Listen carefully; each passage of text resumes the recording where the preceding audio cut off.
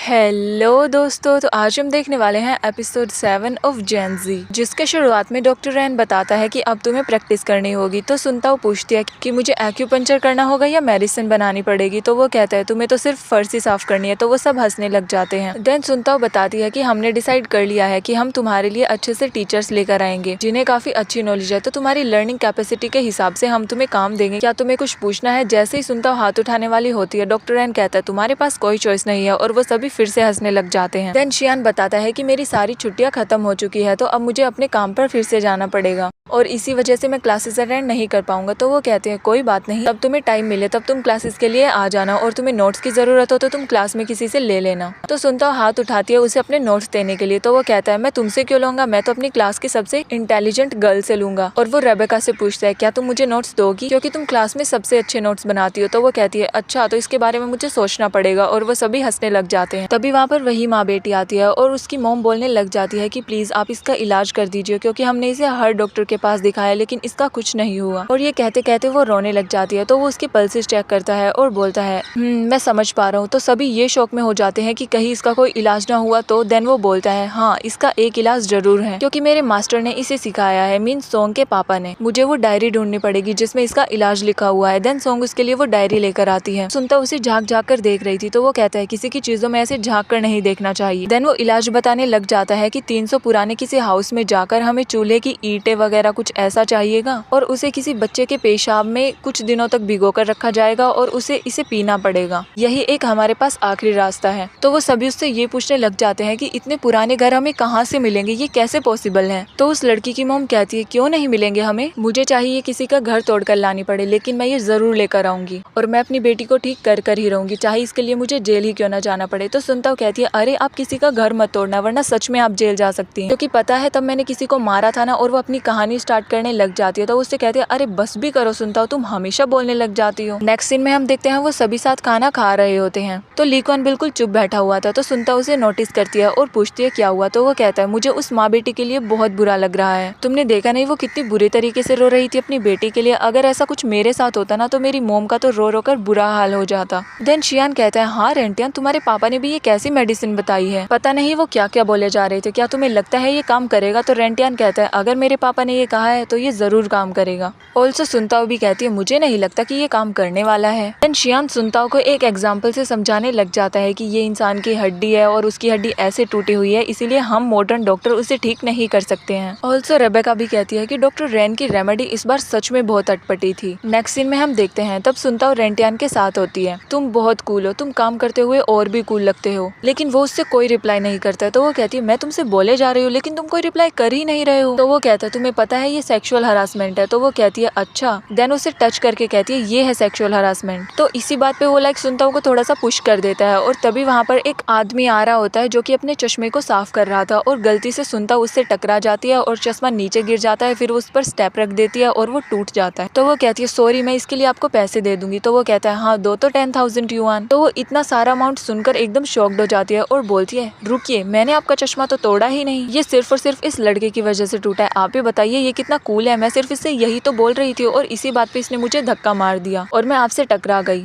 तो वो कहता है नहीं, आपके पैसे ये ही देगी। तो वो कहती है अरे रुकिए, आप मेरी बात तो सुनिए, ये जो अकेडमी है ना ये सिर्फ इसके नाना की है और ये बहुत अमीर है, अगर ये आपको इतने से पैसे दे देगा तो इसका क्या घट जाएगा, आपको इसी से ही पैसे लेने चाहिए। तो वो आदमी कहता है क्या कहा तुमने, ये अकेडमी इसके नाना की है, अच्छा तो आप डॉक्टर रैन के बेटे हैं। तो वो कहता है हाँ बिल्कुल। देन वो उससे हैंडशेक करता है और कहता है थैंक यू वेरी मच, क्योंकि आपने उस दिन मेरी बेटी की जान बचा ली थी, और वो उसी लड़के का पापा था जो कि प्रेग्नेंट हो चुकी थी। देन वो उससे रिक्वेस्ट करता है क्या मैं आपके पापा से मिल सकता हूँ और आप मेरी बेटी को एक बार फिर से देख सकते हैं, क्योंकि वो फिर से बीमार हो गई है। नेक्स्ट सीन में हम देखते हैं वो डॉक्टर रैन और सबको बता रहा होता है कि उसकी बेटी बिल्कुल नासमझ है और उन लोगों ने उसे कभी बाहर भी नहीं निकलने दिया, तो उसने बाहर की दुनिया नहीं देखी है। वो वैसे तो बड़ी हो गई है लेकिन वो दिमाग से बड़ी नहीं हुई है, वो बिल्कुल नासमझ है, उसे कुछ भी नहीं पता है, इसीलिए वो प्रेग्नेंट हो गई थी। अब हम उससे कुछ पूछते हैं तो वो कुछ भी नहीं बताती है और अकेले ही रहती है, उसे हमेशा गुस्सा आता है, चिड़चिड़ी रहती है। और जैसे उसे गुस्सा आता है वो चीजों को तोड़ने लग जाती है। उसने हमारे घर का सारा सामान तोड़ दिया है। वो सबको देख के डरती है। वो अपने रूम से बाहर भी नहीं निकलती है, ना ही किसी को अपने नजदीक आने देती है। क्या आप प्लीज उसका इलाज कर सकते हैं? तो उसके लिए रेडी हो जाते हैं। और हाँ, उस लड़की का नाम होता है शूमैंग। नेक्स्ट सीन में तो वो उससे मिलने के लिए जाते हैं तो वो बिल्कुल डर जाती है और कोने में जाके छुप जाती है, किसी से नहीं बोलती है। उसका पापा उससे बात करने के लिए बोलते हैं लेकिन वो कुछ भी नहीं बोलती है और बहुत डर जाती है। देन सुनता उससे बात करने की कोशिश करती है और कहती है, अरे सुनो, तुम जानती हो मुझे, तुम्हें याद है हम मिले हुए हैं, मैंने तुम्हारा इलाज किया था, चलो अब जल्दी से उठ जाओ। तो वो उसे देखकर थोड़ा सा नॉर्मल होती है और उसके पास जाती है और तो उसे हग भी कर लेती है। देन सोंग उसके पापा से कहती है, प्लीज आप बाहर जाइए, हमें इससे अकेले में मिलना है। ऑल्सो वो उसे थोड़ा सा अच्छा फील कराने के लिए ये भी बोलती है, अरे तुम तो पहले से और भी ज्यादा सुंदर हो चुकी हो, जरा देखो अपने आप को। उसी साइड हम उसके पापा को देखते हैं जो कि उसकी मॉम को डांट रहा होता है कि तुम इसे अकेले छोड़कर कैसे जा सकती हो। मुझे पता है तुम्हारी मीटिंग्स इंपॉर्टेंट होती है, लेकिन क्या वो शूमैंग से भी ज्यादा इंपॉर्टेंट है? तुम्हें घर रहना चाहिए था। वो बहुत तेज चिल्ला रहा होता है। देन सोंग उसकी पल्सेस चेक करती है। ऑल्सो वो दोनों उसके पापा से बताते हैं कि इसको हम ठीक कर सकते हैं, लेकिन उसके लिए हमें थोड़ा सा टाइम चाहिए। और डॉक्टर रैन उससे बोलता है कि इसका इलाज जल्दी हो पाएगा अगर आप इसके साथ रहें तो, क्योंकि बच्चे को अपने पेरेंट्स की बहुत ज्यादा जरूरत होती है। देन हम देखते हैं सोंग और डॉक्टर रैन ये सभी बातें जीरू और यीरेन से बता रहे होते हैं। मीन्स वो उन दोनों लड़कियों के बारे में जिसका एक्सीडेंट हुआ था और शूमैंग। तो जीरू कहती है उन दोनों की कंडीशन बहुत खराब है और तुम्हें बहुत अच्छे से उनका ध्यान रखना पड़ेगा और सावधानी भी बरतनी पड़ेगी। देन सोंग कहती है, मोम देखने से तो ऐसा लगता है कि शूमैंग के पेरेंट्स उसकी बहुत केयर करते हैं, लेकिन आपको पता है मुझे बहुत ही अजीब लगा कि उसकी मोम उसे अकेले छोड़कर चली गई। वो दोनों उसके पास शायद रहते ही नहीं है, इसीलिए वो उनके साथ कभी खुलकर नहीं रह पाई, या फिर वो उसे खुलकर रहने ही नहीं देना चाहते। देन वो बताती है, आपको पता है तब मैं उसके घर में गई तो मैंने हर जगह सीसीटीवी कैमरास देखे। ये कोई बात होती है क्या? पता नहीं क्यों मेरा दिल कहता है कि उसके साथ कुछ ठीक नहीं हो रहा है। तो उसके मॉम डैड उन दोनों को हौसला देते हैं कि तुम उनका इलाज कर सकते हो। नेक्स्ट सीन में हम देखते हैं एक नर्स काम कर रही होती है तो सभी उस पर गुस्सा कर रहे होते हैं और सभी ये बोल रहे होते हैं, पहले मेरी मॉम को चेक करो, पहले मेरे डैड को चेक करो, क्या तुम्हें दिखाई नहीं देता कि ये सीरियस है? तुम्हें काम ही ठीक से नहीं करना आता है? तुमको नर्स बना किसने दिया? तुम बिल्कुल भी सही नहीं हो। तो वो बता रही होती है कि जिसका मैं इलाज कर रही हूँ ना, ये ज्यादा इम्पोर्टेंट है, क्योंकि आपकी मॉम तो वैसे भी ठीक है ना, ये इमरजेंसी है। और ये कह के तब वो वहाँ से जाने वाली होती है। वो सभी उस पर हाथापाई पे उतर आते हैं और उसे चारों ओर से घेर लेते हैं और उसे पकड़ लेते हैं कि तुम नहीं जा सकती, तुम कैसे जा रही हो? तभी वहाँ पर सुनता आती है और उस बंदे को एक थप्पड़ लगा देती है और कहती है, ये क्या बदतमीजी हुई? क्या तुम्हें दिखाई नहीं देता वो कंटिन्यूअसली काम कर रही है और तुम एक नर्स से ऐसे कैसे बात कर सकते हो? तभी वहाँ पर एक और बंदा पुलिस को कॉल कर देता है। ऑल्सो उन सबसे कहती है, अगर अगली बार तुमने ऐसा बिहेव किया तो तुम सोच लेना तुम्हारे साथ क्या होगा, क्योंकि तुम किसी भी नर्स को ऐसे परेशान नहीं कर सकते हो, ओके? देन वो नर्स उसे काम डाउन करती है और कहती है, बस भी करो सुनता हो। उसी साइड हम देखते हैं सोंग, डॉक्टर रैन, जीरू, येरेन ये सभी उन दोनों लड़कियों के बारे में ही बातें कर रहे होते हैं। तो तभी वहाँ पर रेंटियान आता है और कहता है, मोम मुझे पता है वो लड़की बहुत सीरियस है,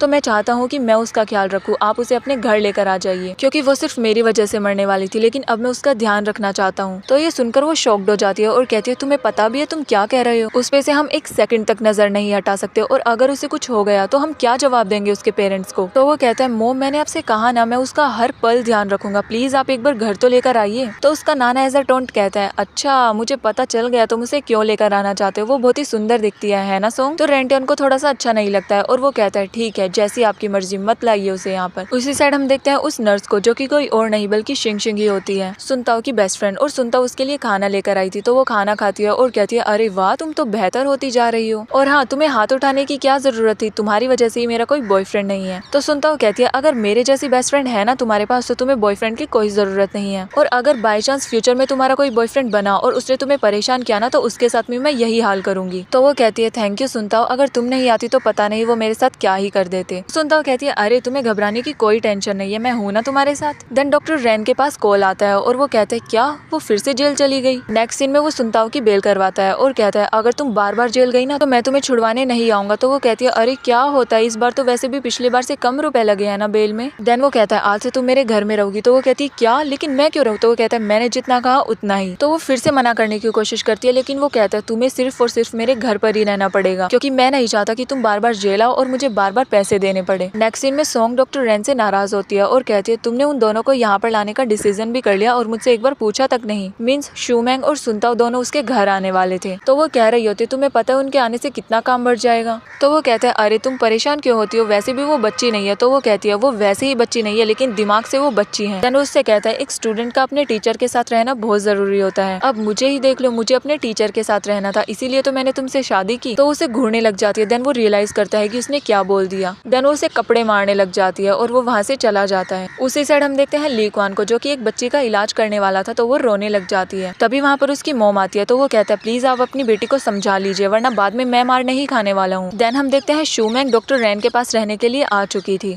तो रेंटियन उससे बात करने की कोशिश करता है और कहता है अरे देखो तुम्हें याद है हम दोनों मिले हुए हैं। देन सोंग उसकी मॉम से कहती है आप प्लीज अपनी बेटी के साथ रहना स्टार्ट कर दीजिए, क्योंकि अगर आप नहीं रहेंगी ना तो ये इलाज बहुत मुश्किल हो जाएगा। तो वो कहती है अभी तो मेरे हस्बैंड बाहर गए हुए हैं और मुझे भी बहुत जरूरी मीटिंग के लिए बाहर जाना पड़ेगा, तो तब वो आएंगे तब मैं भी उनके साथ आ जाऊंगी, इसके लिए आई एम रियली सॉरी, लेकिन मुझे बहुत जरूरी काम। तो वो कहती है जितना लेट आप करेंगे ना उतना ही आपकी बेटी के लिए मुश्किल होगा। देन रेंटियन शूमैंग को सभी से इंट्रोड्यूस कराने लग जाता है, बट वो सभी से बहुत डर रही थी। और तभी वहाँ पर सुनताव आ जाती है चिल्लाते चिल्लाते और बोलती है अरे तुम्हें याद है हम दोनों मिल चुके हैं। तो रेंटियन कहता है शांत हो जाओ, वो डर रही है, तुम्हें दिखाई नहीं देता है क्या। नेक्स्ट सीन में वो सभी काम कर रहे होते हैं, लाइक लीव्स तोड़ रहे होते हैं। तो शूमैंग को थोड़ी सी सर्दी लगती है, तो रेंटियन उसे अपना जैकेट दे देता है। तभी वहाँ पर सुनताव आती है और ये एक्टिंग करने लग जाती है कि उसे भी सर्दी लग रही है। देन वो कहती है मुझे भी जैकेट चाहिए, मुझे भी दो। तो वो कहता है मेरे पास और नहीं है। तो सुनताव कहती है रेंटियन तुम हमेशा मेरे साथ ही ऐसा क्यों करती हो, तुम्हें पता है तुम हर लड़की की मदद करते हो सिवाय मेरे। बट वो उसका कोई रिप्लाई नहीं करता है। नेक्स्ट सीन में वो रेंटियन के पीछे भाग रही होती है, क्योंकि रेंटियन ने सभी के बकेट उठा लिए सिवाय उसके, और उनकी लड़ाई की वजह से सोंग गिरने वाली होती है। तभी सुनताव उसे बचा लेती है और बताने लग जाती है आपका बेटा हमेशा मेरे साथ ही ऐसा क्यों करता है, आपको पता ही है हर लड़की की मदद करता है लेकिन मेरी नहीं। एंड या वो अपने काम को कंटिन्यू करते हैं। नाइट को डॉक्टर रैन और सोंग दोनों स्टार्स देख रहे होते हैं। तभी वहाँ पर सुनताव आती है। देन वो उससे स्टार्स के बारे में पूछने लग जाता है, लेकिन उसे कुछ भी नहीं पता था। देन वो उससे समझाने लग जाता है कि ये स्टार्स ऐसे कनेक्ट होता है, ये स्टार ऐसे कनेक्ट होता है। तभी सोंग कहती है अरे वाह तुम तो बहुत स्वीट गाते हो, सच में बहुत अच्छा लग रहा है। तो सुनताव कहती है अरे आप किससे बातें कर रही हैं, लाइक वहाँ पे झिंगुर टाइप कुछ बोल रहे थे। देन वो बताने लग जाती है कि पृथ्वी की हर एक चीज हमें सुन रही होती है, और जिस तरीके से तुम उसे ट्रीट करोगे ना वो भी तुम्हें उसी तरीके से ट्रीट करेगी, क्योंकि उनके पास सेंसेस होती है कि वो तुम्हें महसूस कर सके।